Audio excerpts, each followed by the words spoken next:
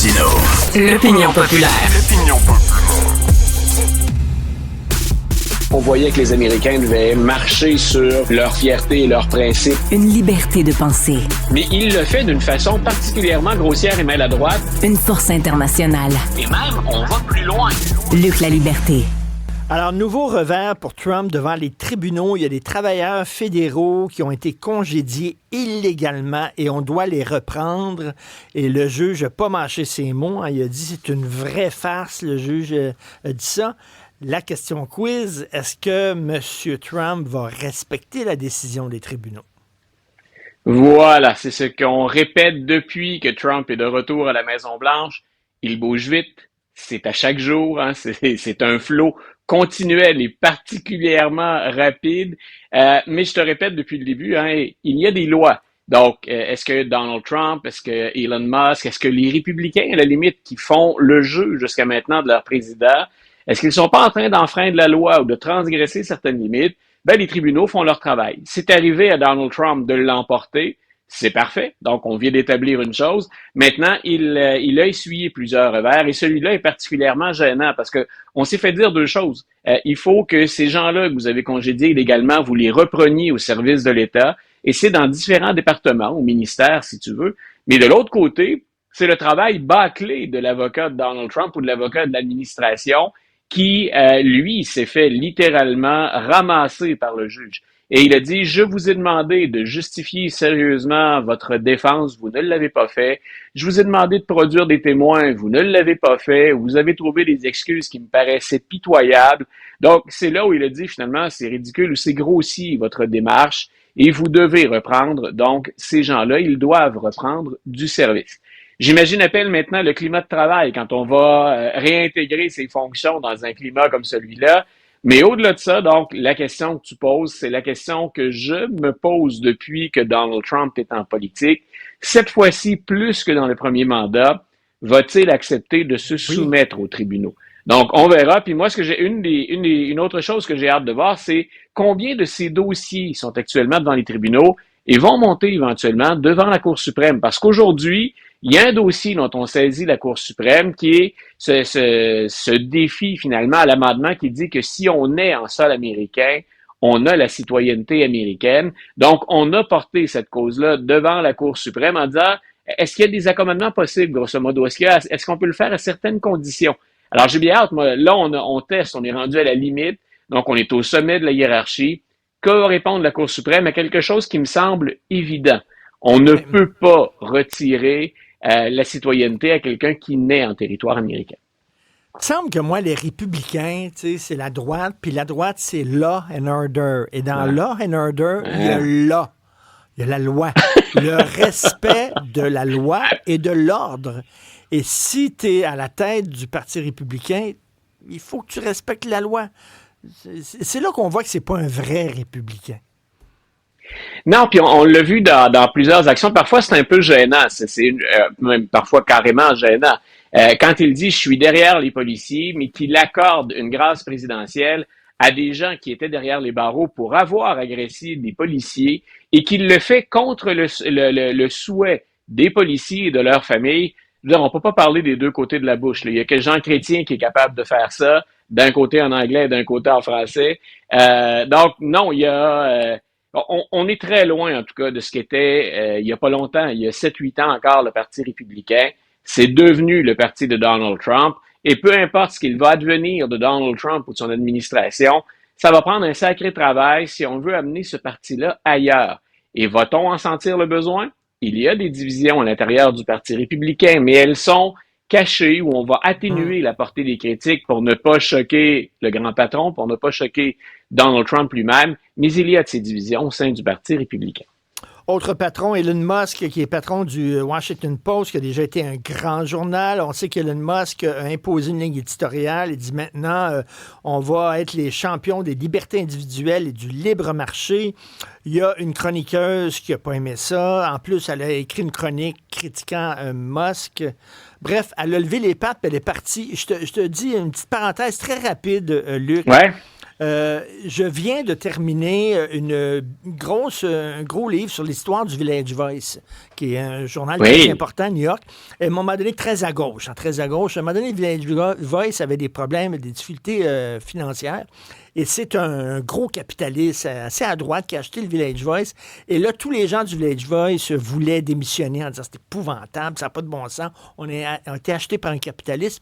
Et lui, il les a rencontrés puis il a dit écoutez, je respecte votre journal, je ne suis pas d'accord avec ce que vous écrivez, mais moi, c'est une relation d'affaires que j'ai avec vous. Vous avez des lecteurs, les lecteurs vous aiment, et je ne m'impliquerai pas dans l'éditorial, je vous le jure. Et effectivement, c'est le boss qui les a laissés le plus tranquilles. Ils ont fait ce qu'ils voulaient et il me semble que c'est possible, ça. Musk, non. Musk, là, non seulement il a mis la main sur le Washington Post, mais il veut l'utiliser comme propagande de ses idées. C'est ça le problème. Voilà, pas Musk, Richard, à Jeff, c'est Jeff Bezos. Jeff Bezos, excuse-moi, oui. Non, c'est parfait. Donc, Jeff Bezos qui s'est porté acquéreur du Washington Post, puis on l'a vu, caricaturiste, journaliste, éditeur, et là, écoute, c'est une chroniqueuse qui est là et qui faisait aussi partie de l'équipe éditoriale. Elle était en poste depuis 2005. On parle de quelqu'un qui est respecté. C'est quelqu'un, pour être transparent jusqu'au bout, c'est quelqu'un qui est plus progressiste. Elle est mariée à un démocrate qui a occupé des fonctions importantes dans l'État américain. Donc, mais c'était une voix à respecter. Je ne m'attendais pas à ce que ce soit aussi dur comme virage ou aussi flagrant comme virage pour la forcer à quitter les pages du Washington Post.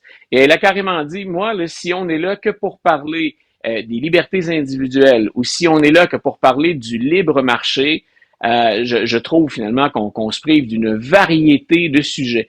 Et le texte qu'on lui a refusé, ben, elle critiquait carrément la vision de Jeff Bezos. Donc, c'est un élément de plus. La pile commence à être plutôt haute pour le Washington Post, là. Ça en est même inquiétant. Ce journal-là il était généralement le plus centre-gauche, le Washington Post, mais il laissait une voix et il laissait les colonnes du journal à des voix de droite, à des voix très conservatrices. On l'a vu, pas de position, pas de choix éditorial pour la présidence pendant la dernière campagne électorale, des caricaturistes dont on censure ou on interdit les dessins, et maintenant, ben, une de nos chroniqueuses les plus célèbres qui a décidé, elle, plutôt que de me trahir, je vais prendre une autre voie et c'est ici que nos chemins se séparent. Je n'aime pas ce virage-là qu'on prend dans les médias aux États-Unis. J'aimais déjà pas d'ailleurs le ton de plusieurs médias américains qui parvenaient pas à éviter la polarisation. C'était très clair. Là, il y a un cas d'exception qui est Fox News qui lui faisait aussi dans la désinformation, mais qui campait du côté républicain. Mais dans l'autre cas, on l'a dit tous les deux, c'est même un modèle d'affaires. L'idée, c'est d'aller chercher suffisamment de gens à qui notre ton plaît et on les garde. On ne leur dit pas autre chose. Mais ça nous prive d'une grande variété de points de vue, ça nous prive d'une profondeur d'analyse.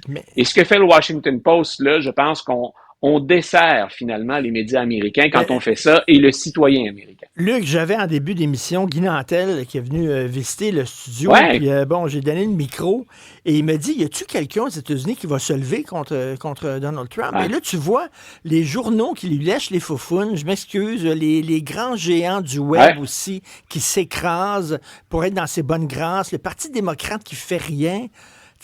Il y a des républicains au sein du Parti républicain qui sont pas contents et qui se ferment la gueule.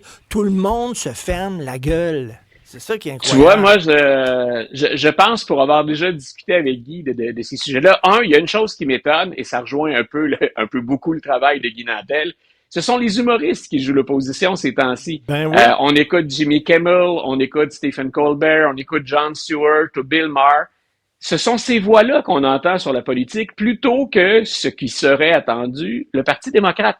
Et je pense aussi que le Parti démocrate doit cesser de faire, je t'écoutais discuter avec Emmanuel puis avec Gaétan Barrette tout à l'heure, je pense qu'à un moment donné, il va falloir arrêter de négocier avec Donald Trump ou d'y aller à la pièce. À un moment donné, il faut que ce soit un non franc et qu'on forme des blocs. C'est vrai pour le Canada. C'est toujours difficile pour le Québec de dire on va travailler avec les autres provinces parce qu'on est vraiment, entre guillemets, un cas à part. L'Alberta pourrait dire ça aussi d'une certaine manière. Mais je regarde l'Europe. Je regarde ce que Donald Trump a dit devant le dirigeant de l'OTAN pas plus tard qu'aujourd'hui.